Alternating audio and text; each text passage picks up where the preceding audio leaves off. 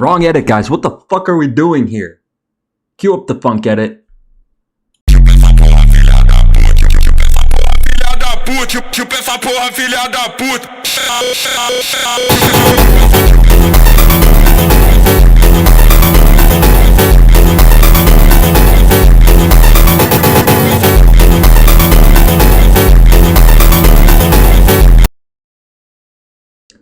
What's up, gang? It's X. I'm back. Kind of destroyed my vocal cords trying to go Super Saiyan 4. Didn't really work out for me. I got to 3 and then I capped out. Still working on 4, but let's get into this video on Jim Crocodile Cook. You know, he is the embodiment of just a good friend in the sense that he didn't even know Judai that well. They had just met. This is not someone who was there from episode 1 at Dual Academia. You know, that Judai and him had like a short kind of time together. And man, Cook, you could just tell he was a solid guy. He had this outgoing personality, right? You know, like my first reaction, like, why the hell is he calling Asuka Tomorrow Girl? And then later on, I'm like, yo, Tomorrow Girl. Like, hold up though, hold my motherfucking Gatorade. That ain't the real Asuka. This is. ¡Feliz jueves! Pero no sé cómo decirlo con acento alemán. Nada más dice eso, feliz jueves. Okay, on the real though, Asuka Tenjoin is a sick character. Ice User's gotta be one of my favorite genders, bro. Like Haku, Sakuna's little bro. Captain Hitsugaya, call me Captain Hitsugaya cause I'm smoking frozen fire. Aokiji from One Piece, Rukia, Todoroki. I did not get that far in My Hero, but I'm still putting them up there because Ice Users are cold, literally. But they're just also just awesome. Like, can mold ice into being sharp. You can freeze people. It is just, it's sick. But anyways, got that fire weakness though. Let's get into the main topic of the video. You know, often in shonen, we get to see these sort of idealizations of what a true friend is, and someone who's kind of willing to go very far for others, even if it comes at a cost themselves. So I think Jim is a good example of this. He lost his eye saving Karen the crocodile from that trap in an epic fashion. I mean, if we could just pull up a little funk edit. I mean, I love JGK, don't get me wrong, but can we please get some funk edits for Yu-Gi-Oh! GX, man? Can we get some love? I mean, these AMVs that I have to scour for are like 12 years old, made on iMovie by some like 14-year-old kid, you know what I mean? Like, we need some representation, man. Of course, we got that Yuki Judai account on IG that's going hard, so appreciate you, man. But hey, maybe that's the next project we got to undergo is like get these funk edits going. But just like Jim pulling up with Karen, funk edit going, and then he's in Blue Lock. Okay, no, but so where were we? Yeah, so he saves the crocodile Karen, and he might have lost his eye, which he replaces with the auriculum eye. But he gained something precious in return for his actions of saving the crocodile. He gained a friend for life. He didn't refer to Karen as simply a pet, but he saw her as a family member who he had an important friendship and bond with. And I'm sure that myself and many others could kind of relate to this sentiment. You know, if you own a pet, or maybe your friend or family member owns a pet. You know, I have a dog and cat, and they just mean the world to me, man. They're like my best friends. So, yeah, I mean, anyway, to like move on is from saving Karen, Jim received the prophecy with the eye of Auriculum, and it said, a comet turns, a friend walks lost, a bandage falls. The eye sees the truth. A friend shows us the way. And this prophecy is clearly about Judai going down the wrong path. And understanding this, the friend showing the way, it's not exactly the friend showing the way directly. I mean, it is, but we'll get into it. So like Jim understood this, and he took it upon himself to really help Judai. And the reason why Jim could so readily help Judai with no hesitation was because of how Judai treated Karen. This is when Judai was okay, of course. No amount of destruction or darkness from Judai could keep Jim from really believing in his friend, because Judai was like a symbol of light, positivity, and joy before his unfortunate transformation. Karen, who despite being very guarded with others greeting her, kind of like maybe a dog that had bad owners previously, would be kind of hesitant to warm up to humans and be a bit standoffish, and like slow to warm up to people.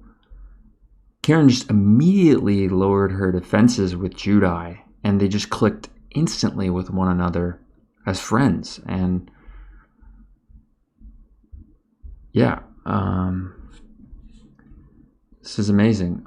I think the fact that Jim went right in to save Judai, and also his actions with Karen, it's pretty reckless. It could lead to his downfall for sure, but it works out in the anime well, and I'd say I commend him for making the choices that he made, even if it is a very reckless decision, because he doesn't care for his own life that much. He's like, bro is just like, whatever, I gotta help Judai, I gotta help Karen. Like, would I do this? Like, no. But I commend this guy for doing this kind of stuff and making these kind of selfless choices. And his actions say a lot. He's not trying to appear like a good person or virtuous. Jim's simply doing what is good because that's his will. It's not a matter of being celebrated or being cheered on for being some kind of morally superior person. No, that would be self-defeating. As a good person does not do things for outcomes. They do them because kindness is their choice. It's an active decision. So going to help Judai must have felt like a destiny for him to fulfill. And this type of love would be called agape love. I've been watching some Elliot Hulse recently. It's unconditional, it's unselfish, and it's a direct commitment to help the well-being of another person. It's not transactional. There's no expectations involved. He's not rushing to help Judai because he's thinking, oh, what could Judai do for me? No. Like, that's my bro. I'm going to help him. So, Elliot Hulse obviously could explain the concept better than me. His content is very interesting. I've been watching some of it. I don't agree with all of it, but the parts that I do agree with are awesome. So, anyways, though, I'd say this, man, like, this is what really demonstrates a real friend. This ties into the whole video that was done on good old Joey and Atem and Yugi. It isn't someone who's going to kick you when you're down or leave when things get rough. It's not the person who's only around when you're up. It's the person that will spend time in that fire with you, not because they have all the answers, not because they know the solution, but because they're your homie and they want to see you back to your prime after the downfall. And Jim really reminds me of a friend that I called years ago during a stressful time, and I said, hey, thanks for having my back, man. And he replied to me, I don't have your back. Like, no one has your back. You gotta have your own back. And this is something that's always stuck with me, because real friends are gonna keep it all the way real with you. They'll tell you what you need to hear, not what you want to hear.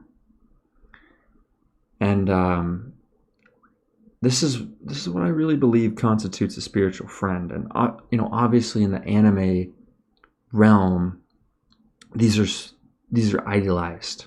In the real world, we're not going to just always do like what these guys are doing, right? Like, of course not. I don't think there should be any expectations. Days, months, years can pass, but it wouldn't matter if you're able to just pick up right where you left off and chat with your friend. Like, it didn't matter, And Jim had just met Judai, and he saw how Judai really just treated his best friend Karen, and that was enough for Jim. That's enough, He picked up on Judai's good energy, his attitude, his mentality instantly. And this is really akin to Hunter x Hunter, where good hunters are well liked by animals. Jim simply just took note of Judai's existence to become friends with him. He was not like, oh, you got to do this for me, this for me. You got to be like this. No. Just appreciated him for who he was. So Jim was willing to die to save Judai and help Judai recover his light. And dueling Judai while he was corrupted by darkness, the darkness of the Supreme King. I mean, that took some courage. Like, Judai was out of control. He was killing people. He had the super polymerization card. And all things considered, it's exaggerated, but it gets to a point where you kind of want to ask yourself, what's in it for Jim? What is he gaining out of these actions? He just met Judai. Why is he trying to help him so much? It's almost similar to Naruto and Sakura helping Sasuke. That whole dynamic. I mean, obviously it was fleshed out a bit more than this, but it's not like Jim's getting anything out of this. Which is, by the way, that's the wrong view. It's Jim's actually gaining everything from engaging in this battle with Judai and trying to help him get back to his former self. Because Jim also shares that light that Judai has. He shines in his own way, of course, differently than Judai. But he can really recognize, hey, Judai's a good dude. Real recognizes real. There isn't virtue signaling, performative actions being done in attempts to prove their quote-unquote goodness. It's a simple recognition, an understanding of the energy, and energy never lies. Those who say don't know. Those who don't say no. But I still love saying shit like, I'm the GOAT, nah, I'd win, or I'm an egoist. Everyone got that inner Gojo or Isagi, and it's good to own that shit. Be confident in oneself, be competitive, be that dog. But yeah, some people might have buried that.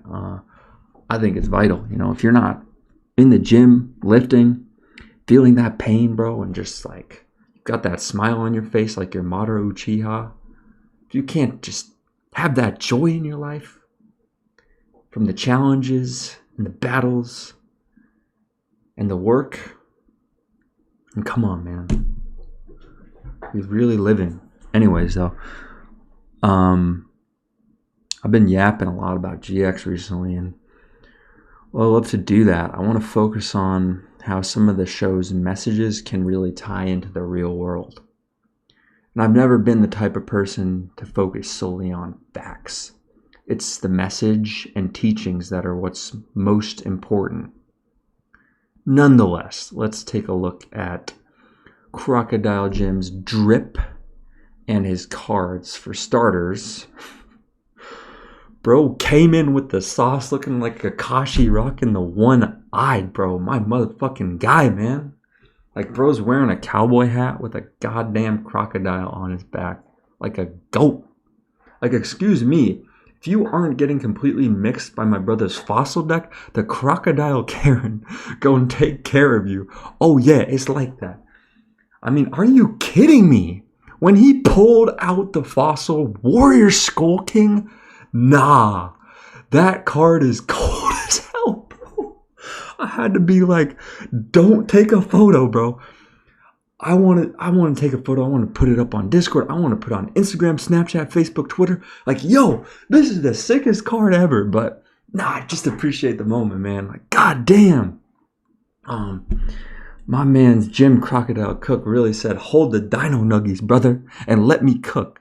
I ain't even gonna drop you with an actual dinosaur twin. You getting walloped by a fossil. I summon Fossil Dragon Skull Gios. Why am I even here? Bro is not on Animal Planet. Bro is not on Animal Planet. He is Animal Planet. I thought he was just dealing with fossils. Why he's summoning tigers too? Yes, this section was inspired by Jay Peerless. Shout out to the GOAT. Anyways, guys, thank you for watching. While other people my age are getting married, getting jobs, I'm just out here scanning the Yu-Gi-Oh! Wiki. Let's go!